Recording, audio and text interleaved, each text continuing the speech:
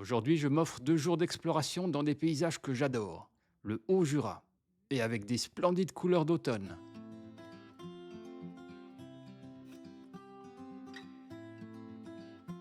Je vais visiter des sites que tout le monde apprécie. Mais vous me connaissez, j'aime aussi sortir des sentiers et explorer à ma façon. Au-delà des merveilles touristiques, j'ai découvert une géologie étonnante et des fossiles. Et cerise sur le gâteau, apprendre qu'ici, sous les sapins, une rivière invisible circule sur plus de 20 kilomètres. Je vais vous faire découvrir tout cela dans cette vidéo. Elle est un peu plus longue que les précédentes car j'ai passé 2 jours sur place et j'ai beaucoup de choses à partager avec vous. Je vous invite à rester jusqu'au bout. Il y a des découvertes tout au long du voyage et un superbe lac avec sa rivière secrète en finale.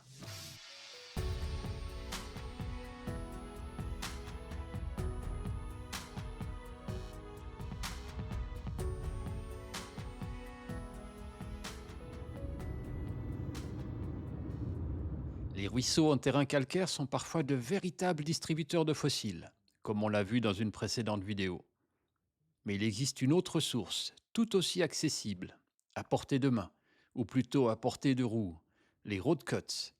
Je ne sais pas s'il existe un terme équivalent en français, mais il s'agit de ces coupes rocheuses mises à nu le long des routes.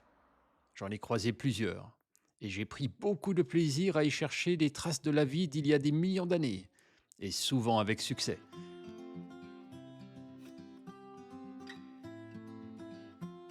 Toutes ces strates, tous ces cailloux peuvent potentiellement cacher des fossiles, donc je vais ne pas faire exception aujourd'hui. Je vais explorer en live avec vous et voir ce que les chutes de pierre ont amené comme potentiel fossile.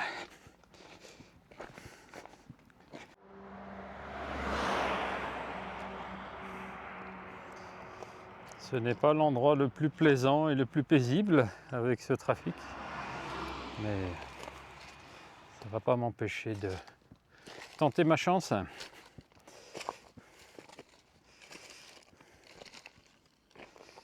Ah voilà, là, il y a des excroissances sur ce rocher. C'est pas très joli, mais potentiellement des fossiles. Ah oui, ben voilà. Et en voilà un, il est derrière le grillage. Oh, je vais essayer de l'attraper. J'espère que j'arriverai à le faire sortir. Oh non, il est gros. Ah, je vais le faire passer sous le grillage. Hop. Regardez-moi cette belle empreinte. Une empreinte de fossile très bien préservée et spectaculaire. Merci pour ce cadeau. Hop, allez, je te remets au même endroit. Voilà, derrière le grillage. Cadeau pour le prochain.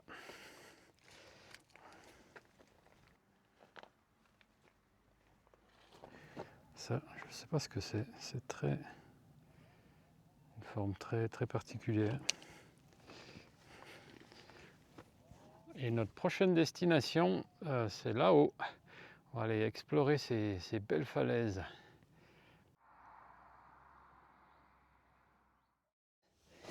Les cristaux qui brillent bien. Toujours de la calcite.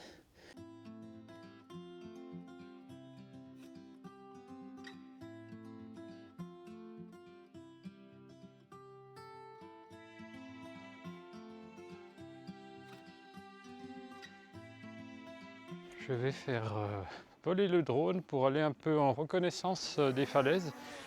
Et en fonction de ce que je verrai à l'écran, je choisirai l'itinéraire pour les explorer.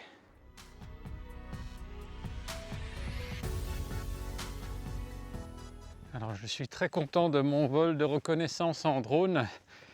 En bas des falaises, il y a des sortes d'excroissances bulbeuses, tout à fait étonnantes, que je me réjouis d'aller découvrir.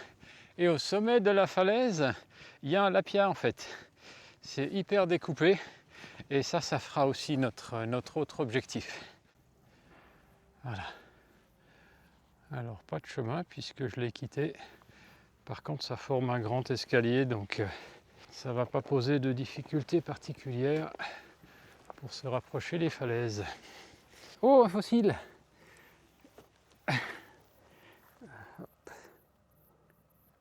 Ça.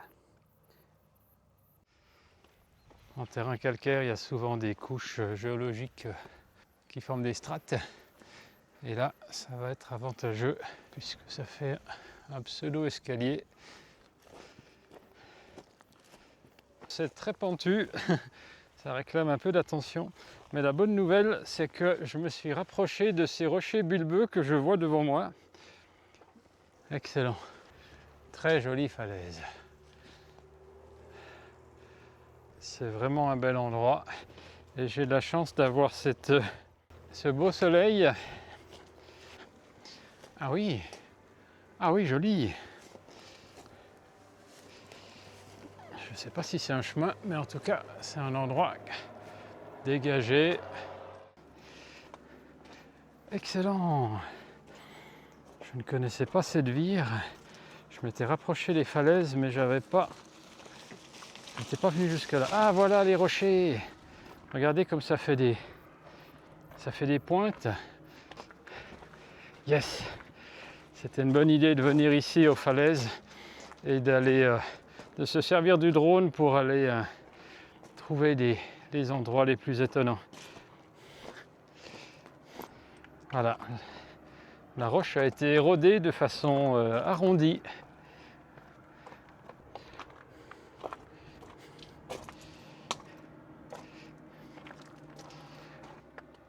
Ah oui, là ça forme des... Il y a une régularité. Ici il y a une excroissance. Ici il y en a une suivante et encore une et encore une. Donc il y a des raisons géologiques qui ont créé cette sorte de régularité, ces sortes de dents. Regardez-moi ça comme c'est superbe.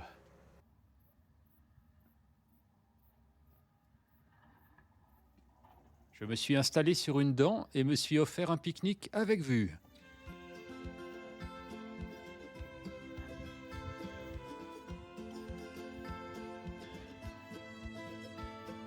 En mangeant, regardez ce que j'ai trouvé derrière moi.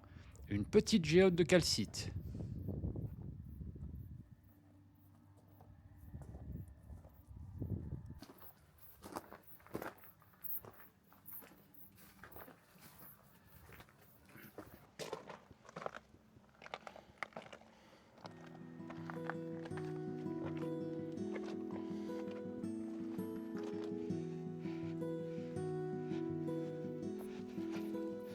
Ah, on voit loin.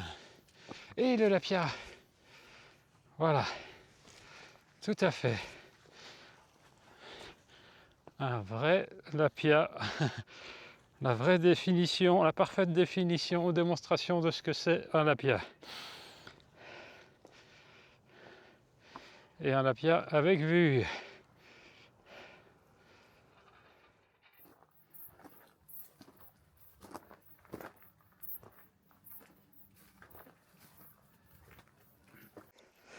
Ce serait terrible qu'une vache s'aventure près de la falaise. Puis je vais caler avec ces autres pierres. Ça devrait tenir un petit peu plus longtemps. Voilà. Donc, que les vaches ne tombent pas au-delà. En route pour Saint-Claude et en particulier la cascade de la Queue de Cheval.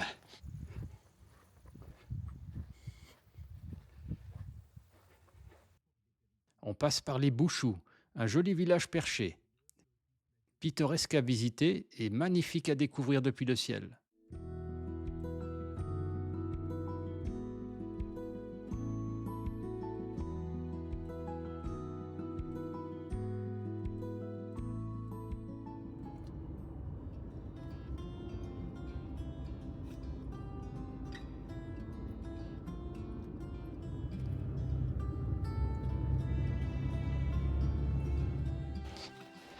J'espère que je suis sur le bon chemin parce que il y a plein de petits chemins latéraux et il n'y a pas de panneau pour confirmer que c'est bien l'accès à la cascade. Est-ce que je me serais trompé de chemin depuis le début?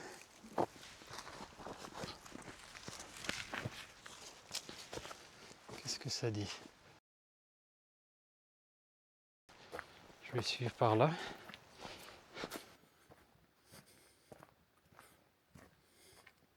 Ah, mais je crois que je suis en train d'arriver. J'entends un bruit d'eau significatif. Je vois des panneaux, un pont.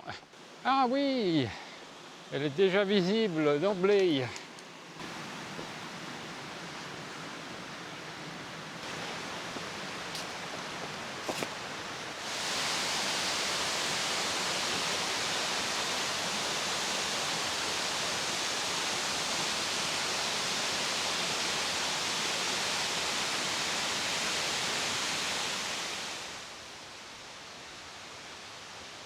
Je suis un peu déçu, la visite est vite expédiée.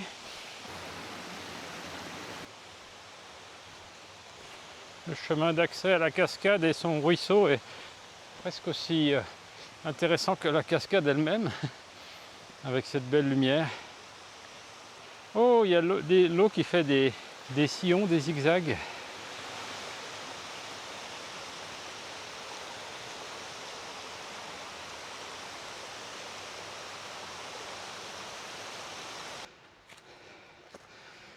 J'ai attaqué la pente pour mieux voir la cascade supérieure, bien plus impressionnante. Mais je vous déconseille de faire de même. C'est raide, parfois même dangereux, et les points de vue sont rares et limités. Les oiseaux ont clairement le privilège d'avoir la meilleure vue.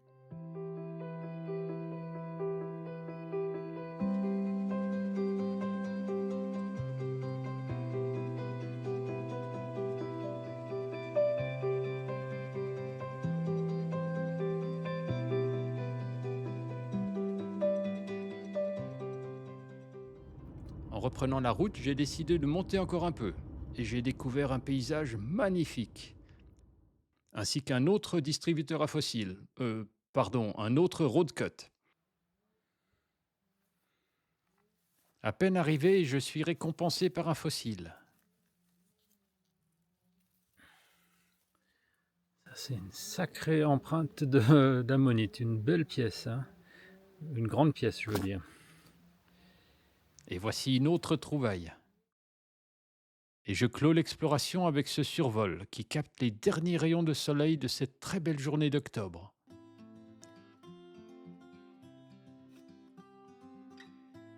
Cette vallée suspendue est magique. Elle dégage une telle sérénité. Et certaines vues ont des airs de tableau.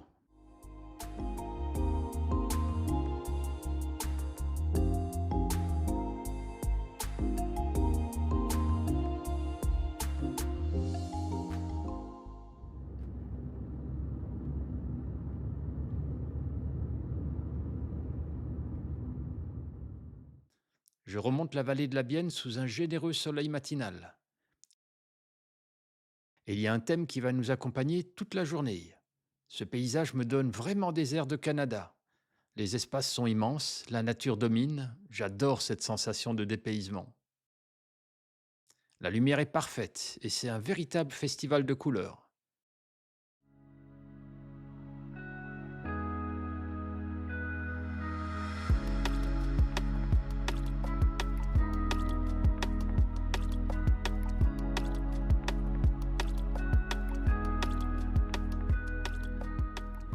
Mais voilà, je me suis trompé dans la programmation de mon itinéraire et je me retrouve au mauvais endroit. Aïe!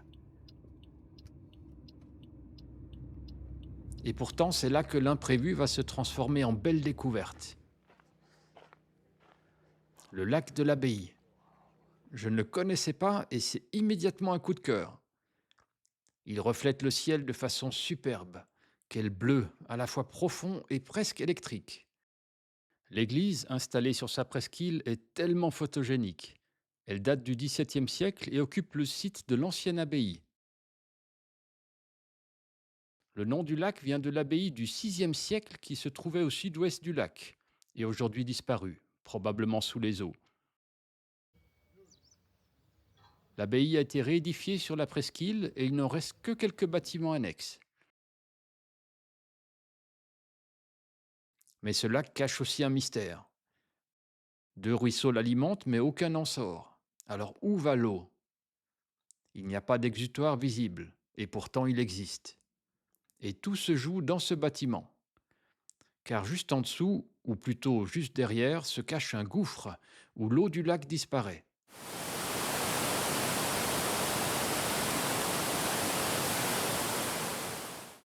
Original, non? Oui, mais pas totalement unique en pays karstique. On appelle cela une perte. Merci au Spéléo Club Saint-Claudien pour ses précieuses photos et la topographie. Mais alors, où va cette eau?